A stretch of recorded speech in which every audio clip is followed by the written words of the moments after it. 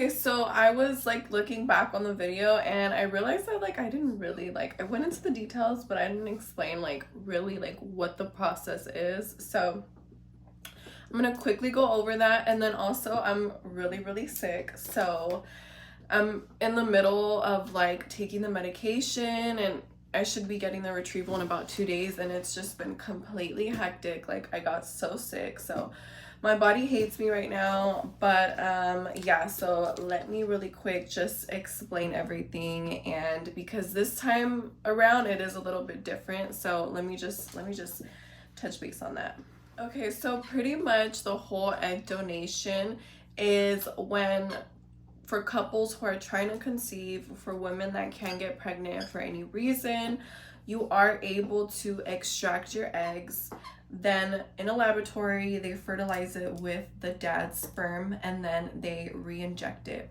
So in this case, they're taking my genes, my genetics, they're gonna mix it with the dad's in a lab, and then they're gonna insert it to the mother so she can carry it. The mom is the biological mom, but they don't share any relations like genetically with the child.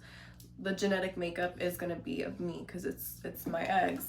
So I actually just learned this today too. It's really neat because if you can't conceive naturally, you can even do that yourself. So, the doctor can extract your eggs and in the, laboratory, mix it up, and then they insert it back into you so you can get pregnant. So, thank God for technology nowadays. It's really crazy all the stuff you can do. But yeah, okay, so that's just like a brief overview. It is for couples and women that are trying to conceive but they can't, so they look for people like me who are willing to give out their genes so that they can have their baby. So with the process of the egg donation, the whole point is to like prep your eggs, right? So it's like we have 4 cycles. Once your eggs are there, they want to get them nice, big, ready to take them out.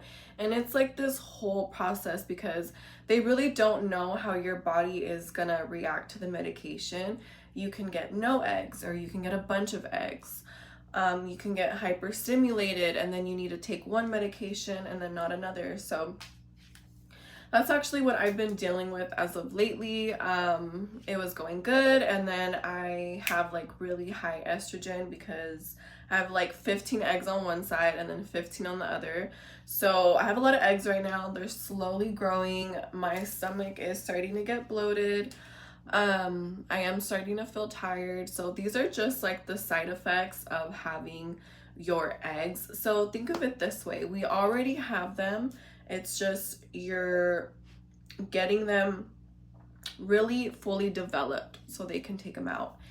And, with the medication, you are injecting yourself with the hormone. So that hormone is making your eggs big, so you're getting bloated, you are getting a little bit tired, cranky, moody. The day before they retrieve the egg, you're gonna inject yourself with the trigger shot. And pretty much that trigger shot is going to release the eggs, and then that's when they take them out, take the fluid and all that stuff. So we're almost there, but I do want to quickly go over the risks because I did look over the documents and there were some things that popped up. On the documents that they give you where you sign at the bottom, it is anonymous, so I'm an anonymous donor. But under the risk, all under 1%, so it is very rare. But I remember one of them being cyst, ovarian cancer, ovarian hyperstimulation. So pretty much like you're reacting to the medication like too much and your ovaries are getting like too stimulated. So then you would have to go to the hospital, blah, blah, blah. So there are risks. It is under 1%. It is really rare. That's why they monitor you every day, every morning, to see how you're doing, to see how your body's reacting to it. And yeah, so that's why I've been going every single day. It's literally killing me. I wake up at like 5:30 a.m., wake up at like the crack of dawn, sit in traffic for a couple hours, and then they take a urine sample every day, they do blood test, and I get an ultrasound. So this is happening every day. It's, you know, for different people, it might not be every single day, but that's how my body is currently responding to it. So next time I post, I will have already donated. So yeah, just wanted to quickly come on here and clarify some things. And now we're gonna go back to my old video. Do you guys like my shirt? Do you guys like my shirt? Today we're gonna be talking about egg donating. I'm an egg donor for the IVF process. This is my second time donating. This is something completely different than freezing your eggs. I'm gonna be honest, I don't know too much about that, so I'm not gonna speak on it, but that's not what I'm doing. Women get their eggs once a month because we're constantly in this cycle. There's 4 stages. So during those stages, you create eggs and your eggs go to waste every month. So I'm making money off my eggs. This is something that is perfect for women that are my age, young, healthy. There's a bunch of stuff and requirements that go into it. It is a long process, and at the end of the day, you do have to get chosen. I want to say it was around 2021 where this girl had messaged me on Instagram regarding the whole egg donor thing. I had no idea what it was, but I was interested. She told me how much you could make, and I was like, girl, what? So we ended up hopping on a phone call. She gave me all the details, but I don't remember exactly what happened. It just didn't end up happening. So I took the initiative myself to go online and went on different websites, filled out a whole bunch of applications on how to become an egg donor. And y'all, these applications, questionnaires are no joke, okay? They want to know everything about you. They want to know your goals, what you do on your free time, your GPA. You know, I just think like it makes whoever picking you, it just makes them feel better if you're like a well-rounded person and, you know, you contribute to society, even though it has absolutely nothing to do, because this is just based off of looks and genes and how you look like. So, but that is something that they ask. So shortly after, I did have somebody reach out to me, and they told me that a couple from China wanted to buy my eggs, and then they had me submit photos. So here's the thing about the photos. They are looking for that girl next door innocent vibe. Like, you cannot be submitting photos with hella filter, hella makeup on. I'm sorry if you got your lips like hella big. And at the time, you know, back then I was really on like my glitz and glam shit. Like I wasn't taking no natural photos. It was, you know, that's when Instagram was like, you know, peaking. So I really had to like, oh shit, like I really had to like, you know, take photos for that and then submit them. You want to look like, think about it, you know, like a lot of these people, like they want to see you natural. They want to see your features because this is going to be their child. So they want to see you, you know, they want to see you different angles. They did ask for baby pictures. That was my favorite part. I was like, oh, I was like, this one. So yeah, they're gonna ask for a lot of photos, which is normal. So yeah, I really had to take some new photos that just weren't like city girl material. I did go through an agency clinic. I know that there's different ways to go about it. There's situations where it can be like an independent open donation. For example, a couple finding you through Facebook or something. Then you would get a lawyer, and you know, it's a completely different process. But I did go through an agency and a clinic, so they handle majority of everything. And even being a second time donor, like till this day, I still have questions and I still have to do my research and all that stuff. Okay, so what makes you a good candidate to be an egg donor? You want to be in your prime reproductive ages. So that is anywhere from 20 to 32. Your early 20s are perfect. So 20 to 32, your BMI has to be 20 to 30, which is honestly is normal. Like if you go get surgery somewhere, they're going to tell you like, can't be overweight. You can't be on no birth control. And let me tell you something, you guys shouldn't be on birth control regardless, okay? I don't want to hear it. I know certain situations like that is the best option, but I am going to be making a video going into depth about birth control and the hormonal health.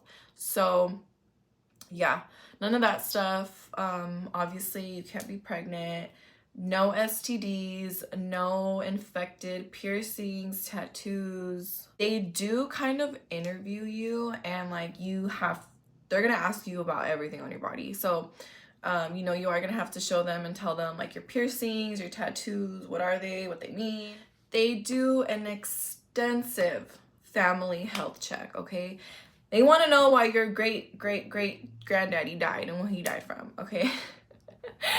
They do a mental health check, blood test, sexual health. You're gonna get probed a lot, okay? Like, just, you're gonna get so used to getting injected, ultrasounds. Like, I'm a pro, but honestly, I've been in the medical field, so it was never foreign to me anyways. If anything, I like it. I'm like, stab me again. They just really want to make sure that like you're not going to pass down anything to the baby, and that you don't have like a carrier gene for something, and that your body is producing eggs and producing the right amount of eggs for your age. Just overall being a healthy human. They're going to be all up in your business, okay? And quick story time. So I remember for one of the evaluations, it's such a long process, you guys, that like, you know, when you got a crazy hectic schedule, it's gonna conflict, whatever. So I was like driving one time, I was in the car, and the person next to me was some guy I was talking to at the time. Ended up being my boyfriend, but like, you know, this was one in the beginning, like one of the first dates or whatever. And I had the lady on speaker on the phone, and she asked me my body count. And I remember we just both looked at each other and started laughing. Like, geez, Karen, way to break the ice. Don't take important phone calls over speaker. Note taken. Can you guys fucking imagine that? Like, imagine being like on one of the first dates and you're on some speaker, like, you know, handling some business, and they're like asking you. Side eye happened, but everything went out. Like, my Wi-Fi's out, my lights went out, so that's great. But at least it's not nighttime, because that would have sucked. But yeah, so once you're physically cleared, then you're gonna get mentally cleared. So, you know, you have to go through a psych evaluation. It's like a mental health check. Basically, they want to make sure that you're mentally stable, and that like you're not gonna go claiming the kid after everything's done. Heard of this story of, I guess, like they were like stalking this girl's Twitter, and she had mentioned something about her mental health, and then they disqualified her. I don't know if they stalk your social media. Like, IG's cool, TikTok, But you stalking me on the Bird app? Oh no. Oh no. That's like going through my notes. No.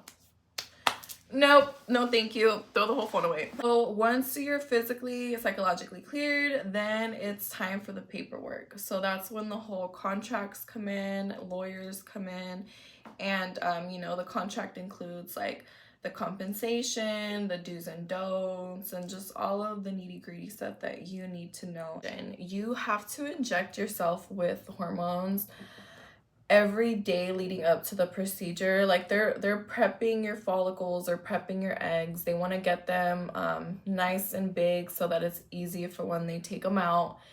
And I just got them yesterday, so this is one of them. One of them's a hormone stimulating. The other one is HCG. That's a hormone that we already produce. It's just you're injecting yourself so that you can produce more. While you're taking the medication, it's like a little detox. You can't work out, you can't drink alcohol, and you can't have intercourse. So You got to refrain from all of that. Just don't do any of that. You have to refrain yourself, okay? Be strong, be disciplined. You got this. So they're gonna give you everything that you need. Like I got needles, alcohol wipes, I got my HCG pen right here. They even give you this little box to throw away your needles in, and then I got some more like medication in here. So all of this stuff is gonna make you bloated. Like, oh my god, like it's the most uncomfortable feeling ever. Like you literally look pregnant and you just like, you feel like something's inside of you. From the tests that I've gotten, I have a lot of eggs, and you're giving yourself medication every day, so those eggs can get really big. So you can only imagine, like right before surgery, you're just like, you're all swelled up, you're bloated. I even think you can get up to like 10 pounds of water weight right before the procedure. And you know, at first I was really worried about the whole like hormone part, because I'm very like hormonal sensitive. I like to know what I'm putting in my body, and I'm well aware of like what goes on. So if I'm feeling a certain type of way, I know why I'm feeling a certain type of way. I just feel good knowing that they're not giving me anything that's just like, you know, like really, really, really bad, because it's a hormone that we already produce. I think the most you get is just like a little moody, but I'm a little moody regardless, so ain't nothing major. So during the whole medication process, you have to be going to your doctor appointments like back to back. Like it's pretty frequent. So you just kind of gotta like, you gotta like make it work, because you know they're monitoring your eggs, and they need to make sure that like everything is going smoothly and they're looking the way that they're supposed to look. So got medication done with, got the test done with. Now it's time for the actual procedure. This is the easiest part out of everything. All you gotta do is just show up. And personally, I like getting put to sleep. So you go, you get checked in, they show you the room where you're gonna be recovering. You know, the nurses put an IV in you, the doctor comes and talks to you and just kind of like tells you what's gonna happen, yada yada. So you are put to sleep. Honestly, I don't think that I would do the procedure if I wasn't put to sleep, because no. Yeah, I'm sensitive down there. I don't do well with anything going inside me. If it's not some good salchicha or a pap smear, it's not going inside me. No, thank you. So yeah, you're knocked out. You're knocked out cold, and I don't know, I feel like it's always fun being put to sleep, because I have insomnia really bad. Like I rarely sleep. So I always try and like fight the anesthesia. Like, no, like I'm tough. Like I got this. I'm different. And then I wake up and I'm like, whoa, that was so cool. Let's do it again. This time, don't want to wake up. I'm just kidding, guys. It's gonna be early in the morning. I remember like on the way to the procedure, I was just in the car like, oh my god, like I'm just ready to get whatever the hell is inside of me out of me.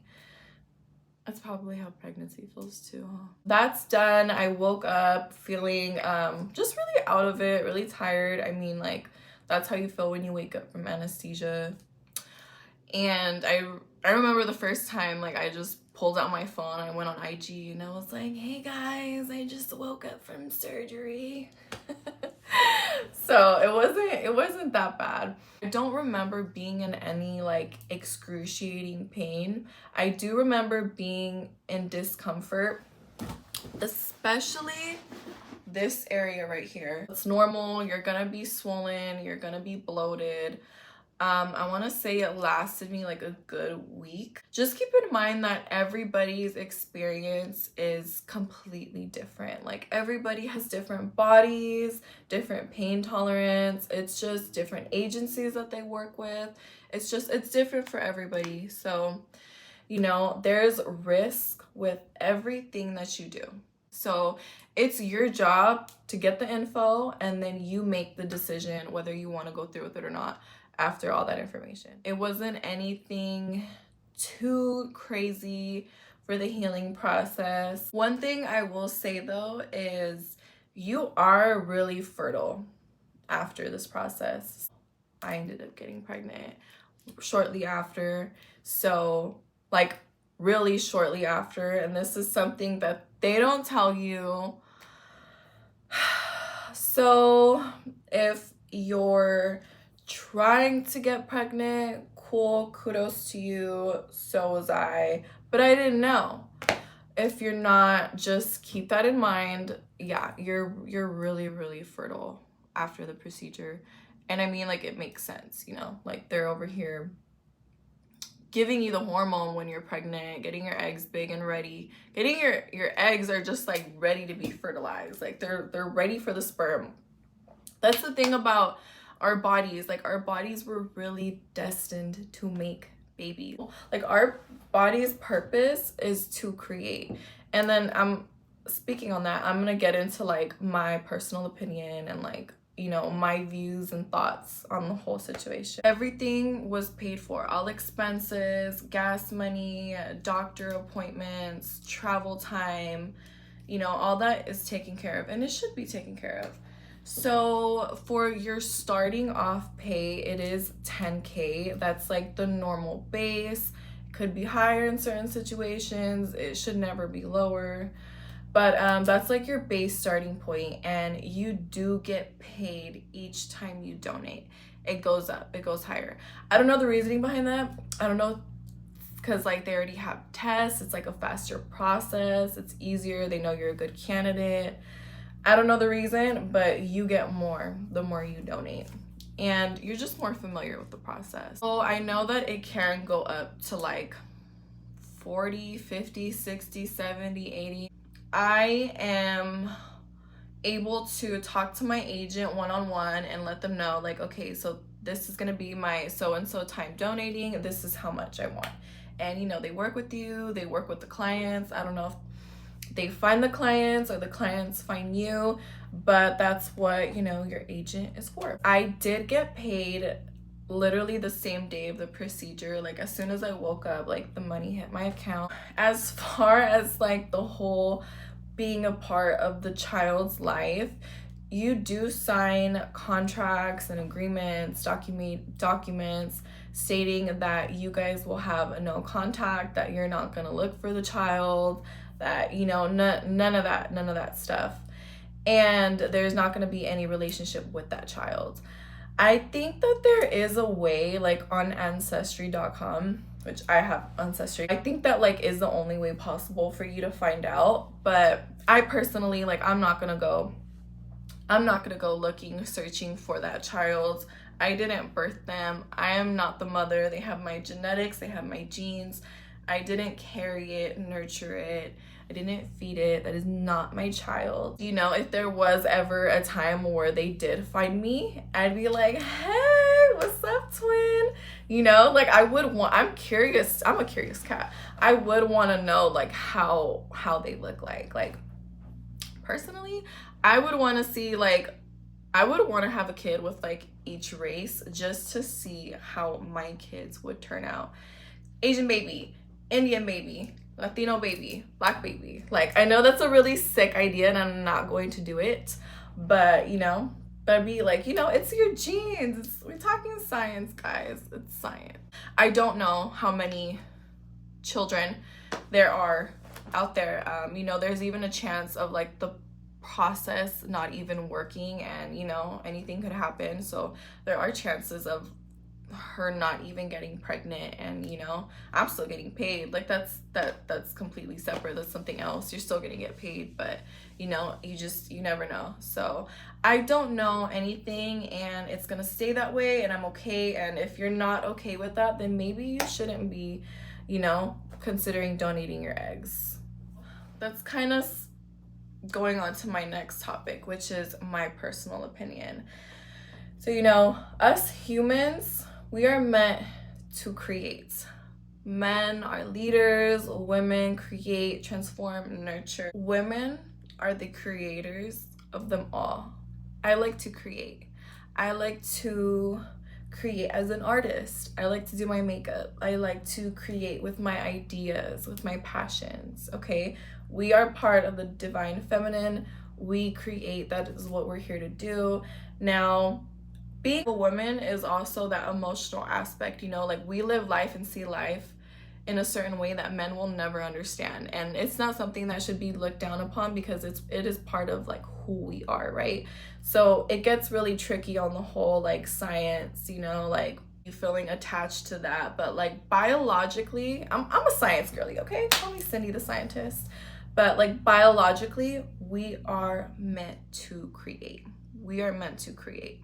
As a woman, your genetic material is worth a lot of money, okay? So I'm just taking advantage of being a young, beautiful female in every way possible that I can. You know, I really started to look at things differently once I started educating myself on our body and how us humans work. Like, what is this? What's going on here? Like what are we? Like why are we like this? And like everything makes sense. Everything has a story. So just educate yourself. I really believe that a part of my legacy is leaving a piece of me everywhere that I go. Like, we're all gonna die eventually. 100 years, nobody's gonna effing remember who you were. I'm embracing that. Let's like, what do I want to leave behind? Like what is part of my legacy? And my legacy is to create. So, you know, I'm embracing that. I'm not hindering that. I'm gonna quickly go through my phone because I had like a questionnaire of the questions that you guys asked, and that's how I'll just close off today's video. Are you going to have any kids in the future? Absolutely. Each month your body produces these eggs and these eggs go to waste. You are still able to have kids. Are you kidding me? I want a huge ass family. Of course. I would not do this if I wasn't able to have kids. So yes, you can absolutely have kids. Are there any long-term effects? There isn't. You have to do your research because with anything, there is a risk with anything. There's no like hard concrete evidence. You can donate up to like 7 times, I think. And personally, like that's good. I you know, I'd hope by then I'd already popped out some of my own. Having herpes, HIV disqualify you. They do crazy amount of tests on you. So yeah, if you come back with anything that could be wrong, like they're really picky, you would be disqualified if you had any sort of STD. How long is the process from beginning to end? Obviously, the first time is gonna be the longest. From the moment you get your medication to the actual procedure, it's about 2 to 3 weeks. It's not too crazy, but you know, that's just only one piece of the process. Give it a year. Like, give it at least 6 months. You know, you gotta wait to get picked, and then like it's a lot of paperwork. So it is a pretty like long process. If any of you guys are interested, you guys can personally send me a message and I can get you in contact with my agency. You can submit. If you don't get picked, you don't get picked. You can still go on your own time and fill out applications, you know. Don't let that one time discourage you. If it's not for you, it's not for you. But yeah, I hope this gave you guys a little bit more insight on what it's like being an egg donor. And I will be back with more info about our gorgeous bodies. Bye guys. Okay, look how cute my shirt is.